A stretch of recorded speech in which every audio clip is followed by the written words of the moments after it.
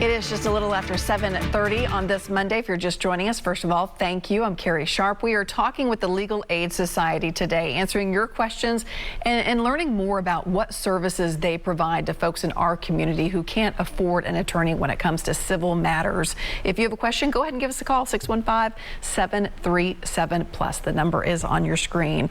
DarKenya Waller is the Executive Director of the Legal Aid Society. She's been answering lots of questions already. And we have Rhonda on the line who's been holding ever so patiently. Rhonda, please go ahead. Hi.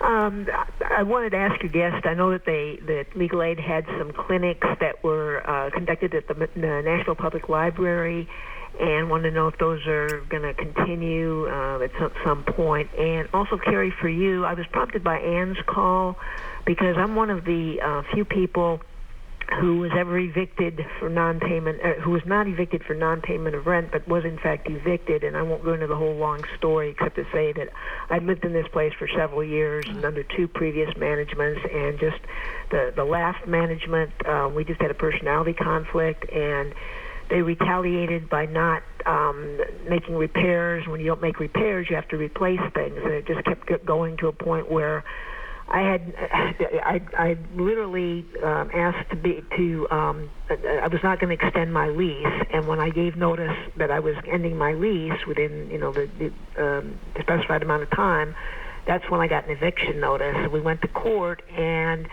basically it was toward the end of the day, and the judge was kind of getting, looking at his watch, wanting to go home, and I knew I wasn't going to get any kind of a fair trial as such, because I was not represented by an attorney because I was wanting to leave anyway, so there was no reason for me to hire an attorney.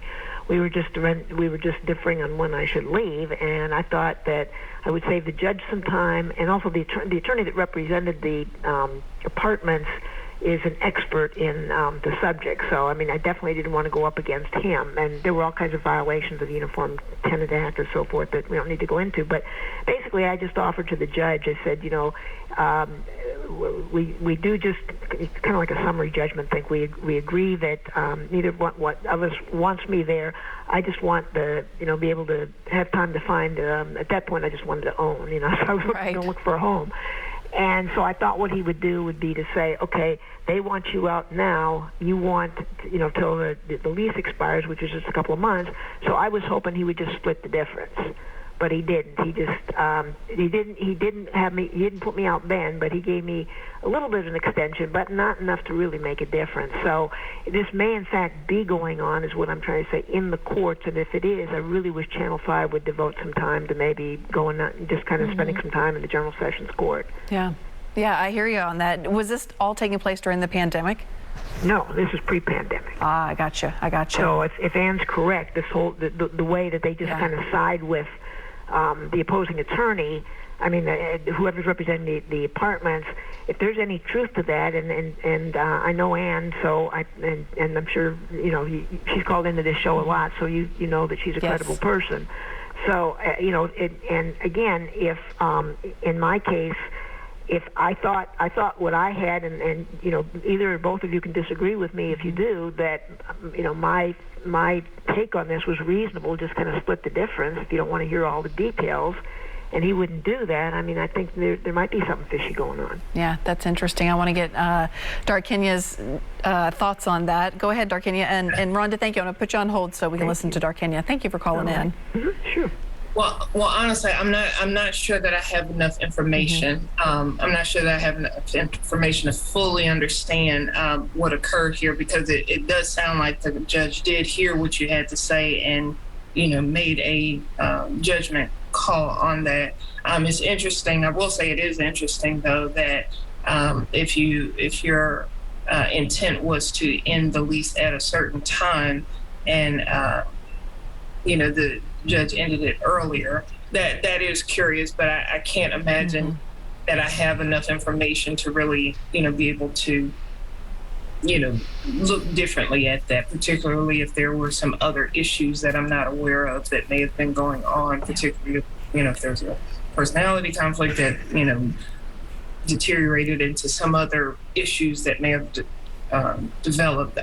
All of those things would factor into it, and I'm just not sure. I'm sorry, I don't I don't have enough information. Sure, that's understandable. It's understandable. I want to just steer away for a little bit, although if you still have questions about rental agreements, go ahead and give us a call. But I do want to talk, you said about a third of your caseload involves family law, and we have told the stories over and over again over the last 18 months during the pandemic about how domestic violence has likely gone underreported because of isolation experienced in the home right now.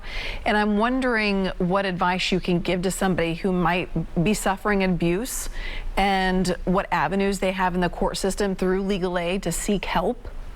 Sure. Let me just answer one quick question that the last caller had. Sure. She asked about our legal clinics. Yes. We used to have in-person legal clinics at the National Public Library, and we do plan to return to that, but as yet they're not ready to invite people back in at the level that we were having our clinics. And so as soon as we are able to get back into that facility and open up fully, we absolutely will. But in the meantime, we are offering our phone clinics where you can call into the Legal Aid Society. We have a clinic every Tuesday at 2 p.m. A phone clinic where you can call in every Tuesday at 2, or you can go to our website and look for additional times that you can call in. So just wanted to make sure I addressed that. But as far as the order protections and domestic violence and all of that, absolutely. We did see an uptick in that, and we did see where the issue, we did see where there were issues. For anyone who may be in a situation like that, and a lot of people don't even identify, that it is a domestic violence situation because it's just the way that they've lived, for the past 10 years, not really having a perspective on what normal is anymore. Yeah. And if you even want to just get some information on that, what's normal? Is it normal, for my intimate partner to push me if we disagree? Is it normal for my intimate partner to be verbally abusive because we're arguing? And when you argue, you're verbally abusive. Is that normal? Well, first of all, no, it's not. But you can't. There are places where you can get help. Davidson County in particular is very fortunate to have actually the nation's largest family justice center, family safety center. And what it is a central location where victims of domestic violence, sexual assault, stalking can go and get all the resources that they need in one central location. It is literally the largest family safety center in the country. People come from all over the country and the world to see and visit our family safety center. It is chock full of resources, from resources for children to be able to talk with professionals, counselors, playrooms, so that you can visit with a case manager to talk about your situation. The Legal Aid Society has staff that are co-located in that place. You can get a rape kit there. You can get connected to the YWCA domestic violence shelter or the services that they offer. It is a comprehensive hub to address domestic violence in this particular service area. And they partner with organizations, just about every organization in this county that address domestic violence partners with this family safety center to ensure those resources are available. So I would absolutely encourage someone to reach out to either that Office of Family Safety Center. You can reach out to the Legal Aid Society. You can also reach out to the YWCA of Nashville, and all of those entities are organizations that I work closely with and have for years. A lot of people will ask about emergency orders of protection, and if you haven't been through the system, you think, well, this is the right thing and it will protect someone, but often it actually taking one out can cause someone to be in a lot more danger. Yeah. An order of protection at the end of the day is a piece of paper. It's a piece of paper. It's a piece of paper that, of course, does have the law behind it, but it's in essence a piece of paper. And because of that, it's very important that when you go to take out an order of protection, that you do some safety planning. meaning that you prepare for that order of protection before you ever take it out. You want to talk with a professional who can help you consider some of the things that you may not have thought about before you went to take that order of protection out. I certainly encourage you to do it. And again, that's something else you can do at the Family Safety Center.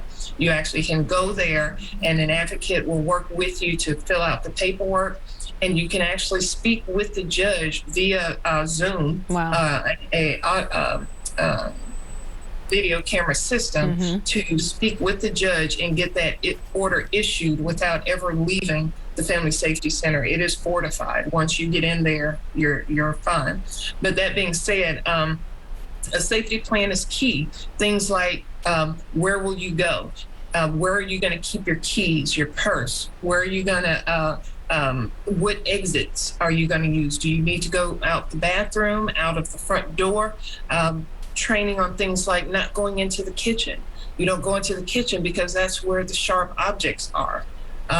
Leaving a relationship is the most dangerous time because there is that sense of power and control that you lose, that you know the abuser loses when someone is trying to leave. You are disrupting the dynamic, and it's usually a trigger for violence. And so you want to plan for that. You don't just want to up and do it because there can be significant negative consequences. But an order of protection, what an order of protection does is it does have the force of the law behind it.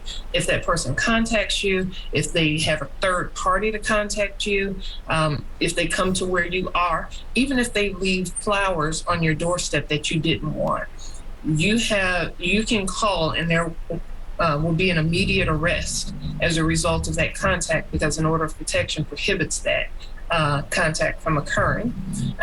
And sometimes people won't do it because, well, it's something small, or they won't do it because they don't think anything is going to happen. Well, the fact of the matter is you have to build your case. You have to be the one to continue to register your complaint so that you can actually build the case that this person is in fact dangerous, and you may need an extension on that order of protection for a year, for 5 years, for 10 years, or now you're able to actually get a lifetime order of protection. Very good information. When we come back, I want to talk about issues that you're seeing in the workplace, including the Biden administration's COVID-19 vaccine mandate. We'll get the status on that when we come back. Stay with us.